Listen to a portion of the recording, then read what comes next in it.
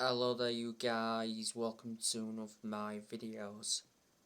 Going to be giving you my predicted 11 for Manchester United's game against Leicester City at Old Trafford.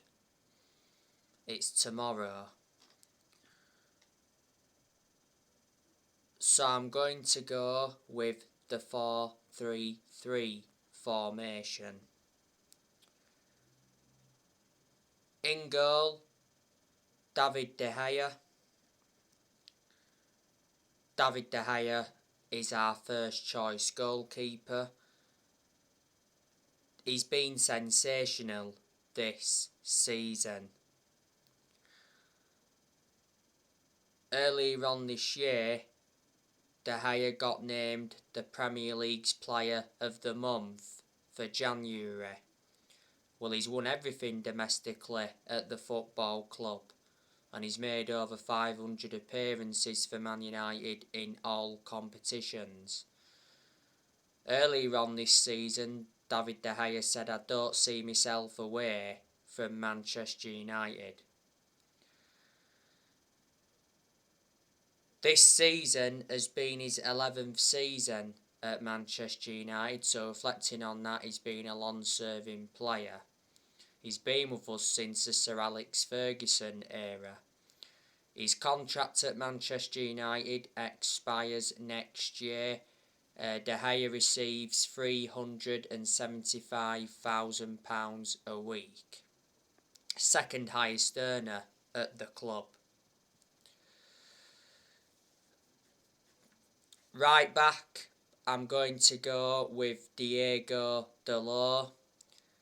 Diogo Dalot is our first choice right back under Ralph Rangnick, and Diogo Dalot has been impressive under Rangnick.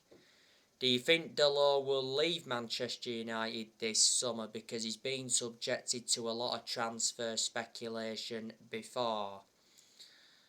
Last season, don't forget, Dalot had a loan spell with AC Milan, and reflecting on that, again, some experience. Manchester United got Dalot from Porto. We paid around £19 million for him. We brought him in under the Jose Mourinho era. His contract at Manchester United expires next year. So yeah, Dalot right back. The two centre backs, I'm going to go with Rafael Varan and Harry Maguire.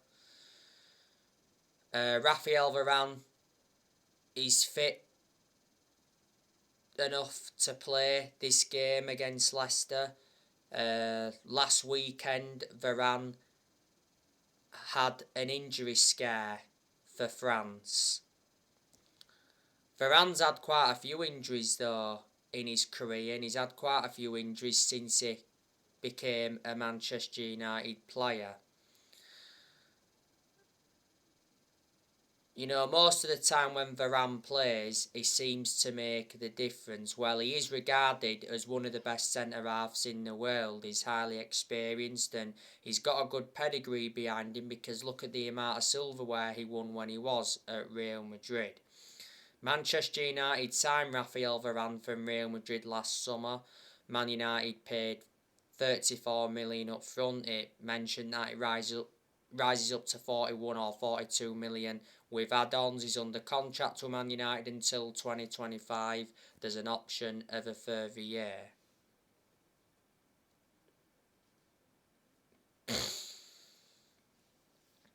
Harry Maguire, he got booed off for England. Ralph Rangnick has said that Harry Maguire will not get booed at Old Trafford. Maguire is not good enough to represent the club. Harry Maguire's Man United future is in doubt. The Manchester Evening News said the other week that Manchester United are prepared to sell Harry Maguire.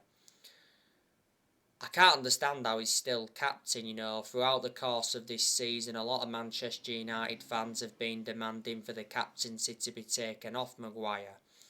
But earlier on this season, Rangnick said that Maguire will remain Man United captain until the end of the season. You know, Man United overpaid for Maguire. We got him for 80 million. He's the most expensive centre-half in the world at the moment, and he's the second most expensive signing at the club behind Pogba.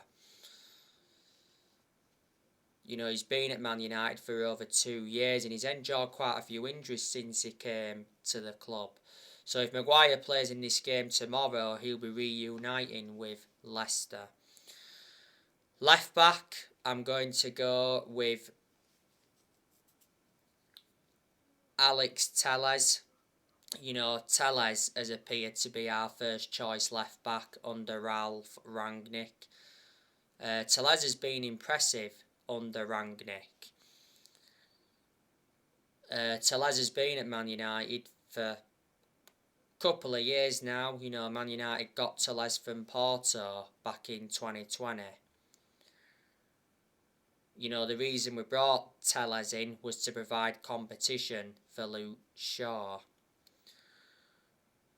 The three centre midfielders, I'm going to go with Paul Pogba,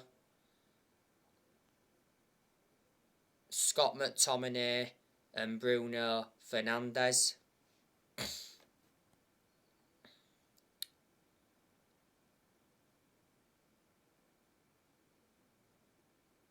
Pogba, he's endured a lot of good games since he recovered from injury.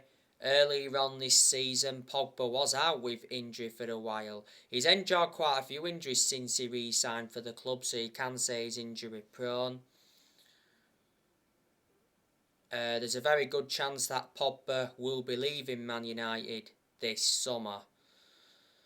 He's out of contract this summer. Not so long ago, it said Pogba was in talks with 2 Premier League clubs. Real Madrid, PSG and his former club Juventus have been in for him, so he has been subjected to a lot of transfer speculation.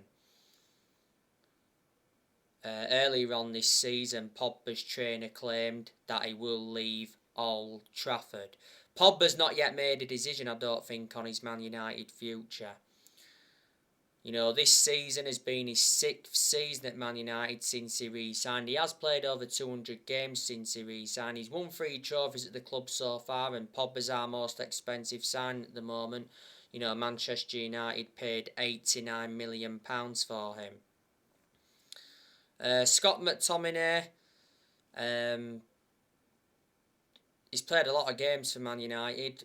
He has had his good games, especially under Rangnick. I did say earlier on this season that McTominay had been one of our best performers under Rangnick, but I don't think McTominay is good enough to represent the club. He has been part of the club for a long time. You know, revert back to 2020, he committed his future to the club because he signed a 5-year contract. You know, McTominay has played a lot of games alongside Fred in the centre midfield. You know, McTominay and Fred do not complement each other whatsoever. And Bruno Fernandez. I gave you the news on him on my last video. Manchester United have confirmed that Bruno Fernandez has signed a new contract until June 2026. There's an option to extend for a further year. You know, Fernandez now receives £240,000 a week. So his wages have doubled.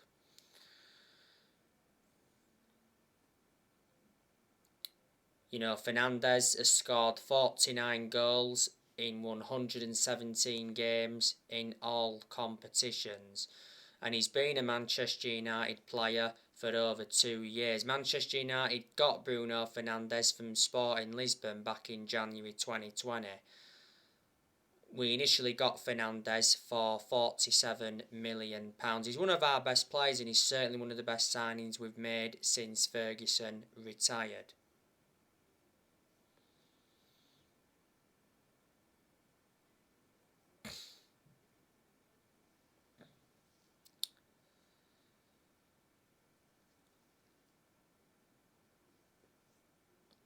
On the left wing, I'm going to go with Marcus Rashford.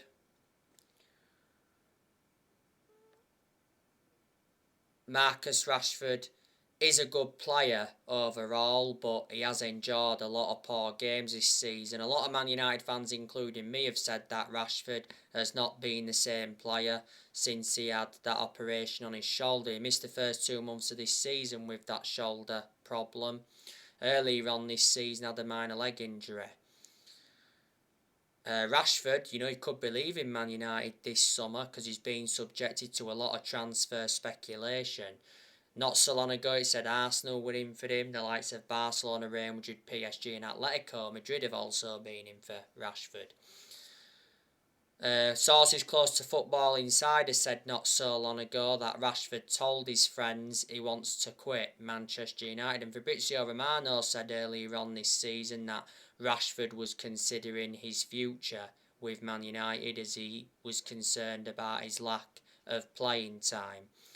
Rashford's been part of the club for a long time. He came up our academy and that he's been a United player since the age of 7 and broke into our senior squad back in 2016, and since then he's gone on to make nearly 300 appearances in all competitions.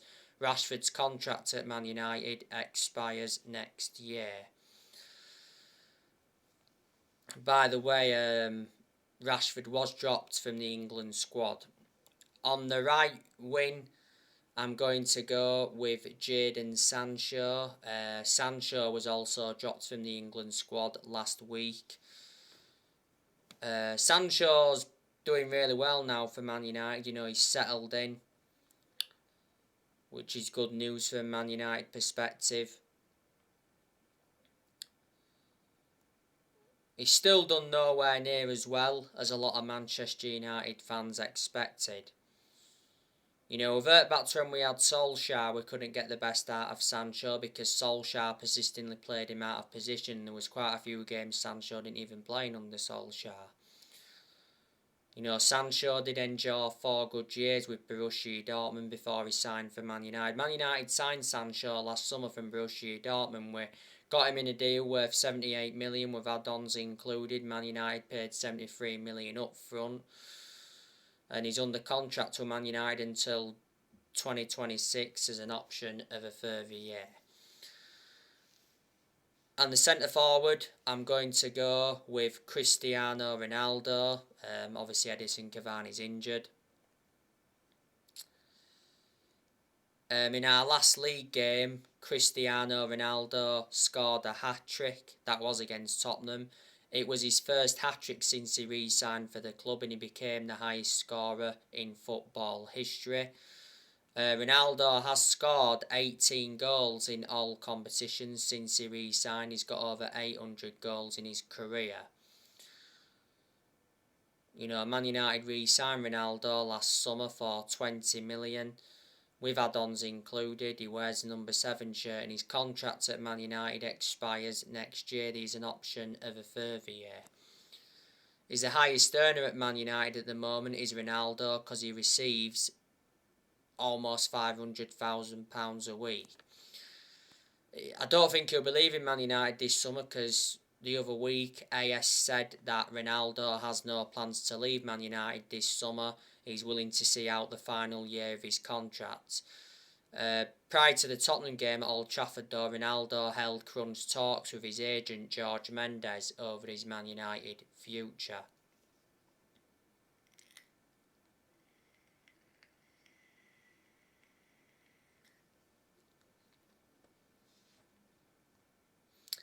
So that's how I think Manchester United could line up tomorrow against Leicester.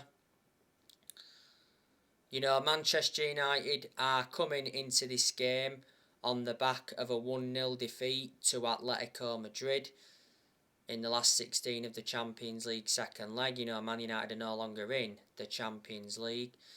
Man United, though, won the last league game against Tottenham 3-2. As for Leicester, they are a pretty good team. They've been nowhere near as good this season as they have been in, recent seasons. Leicester are like 10th in the Premier League. Leicester did win their last league game against Brentford 2-1. Leicester City's manager is Brendan Rodgers. Let me remind you that Brendan Rodgers has been linked with a managerial role at Man United. Brendan Rodgers at Leicester, he's won the FA Cup and the Community Shield. He's been a Leicester manager for over 3 years now. Leicester appointed him in back in February 2019. He's under contract with Leicester until 2025.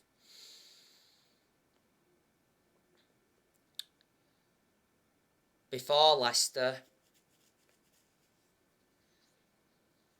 Brendan Rodgers managed Celtic. He enjoyed quite a few years with Celtic and he won quite a few trophies with Celtic.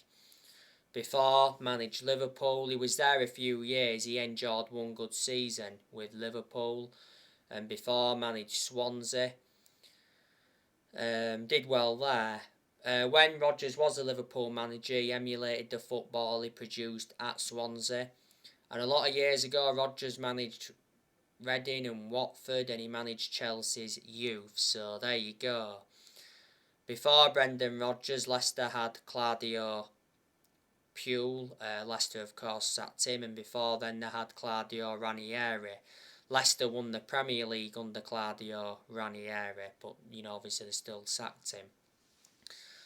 I do know a lot of the players that Leicester have got, like I mentioned on the preview not so long ago. They've got James Maddison. He's a very good attacking midfielder. Man United were linked with him a long time ago. James Maddison has been at Leicester now for quite a few years, is it? Leicester got Maddison from Norwich. They paid around £20 million. They've got Youri Tielemans, that's a very good midfielder. Manchester United have been linked with Youri Tielemans. Tielemans has said that he's eager to play in the Champions League. Tielemans is Leicester's most expensive signing. I think Leicester got him for around 40 million. Leicester did get him from Monaco at one point. Tielemans was out on loan with Leicester, but then obviously Leicester decided to get him on a permanent basis. Wilfred Ndidi, he's a very good defensive midfielder. Man United were linked with Ndidi a long time ago. Ndidi is out with injury at the moment. That's bad news from a Leicester perspective because Ndidi is one of their key players. Luke Thomas, he's good. He's out with injury for Leicester at the moment. James Justin, Leicester got him from Luton.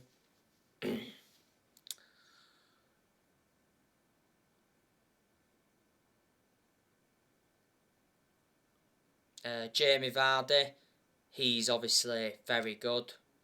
Don't forget, Jamie Vardy risen up from non-league football. Jamie Vardy's out with injury at the moment.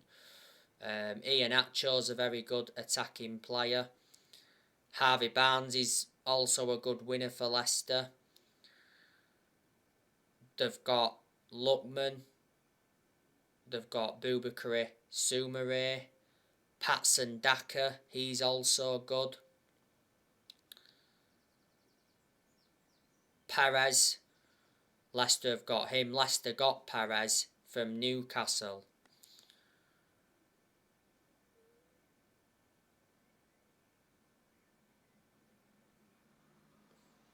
They've got Timothy Kaskinen, good defender. They've got Soyuncu, who's a defender. Johnny Evans, he's one of the centre-halves Leicester have got. Don't forget, Johnny Evans is a former Manchester United player. Man United had Johnny Evans for around 7 years.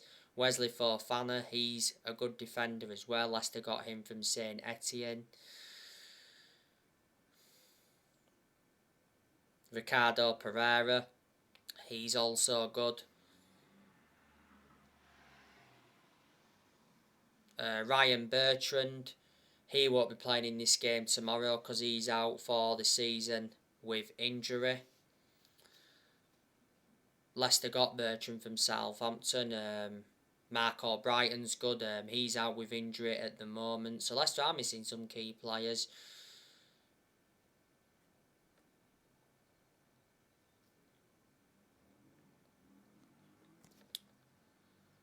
They got Jannik Vestergaard as well. Leicester got him from Southampton.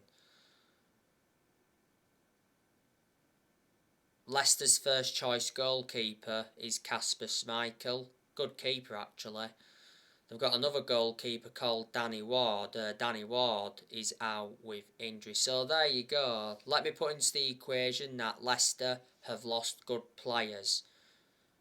You know, they lost Ben Chilwell. He went to Chelsea from Leicester. They lost the likes of N'Golo Kante and Danny Drinkwater. When they left Leicester, you know, they both went to Chelsea. So Chelsea have done good transfer business with Leicester before. Back in 2018, Leicester lost Riyad Mahrez to Man City. They lost Pryor as well. They lost Harry Maguire to us back in the summer of 2019. But Leicester did get £80 million for him, so there you go. Leicester won this fixture at Old Trafford last season 2-1, but in that game Man United heavily rotated and Leicester beat us 4-2 at the King Power Stadium earlier on this season. So there you go. So anyway guys, that's everything to update you with. Drop your comments, likes below on the channel if you do. Consider subscribe as always, and take care. God bless. See you all again very, very soon.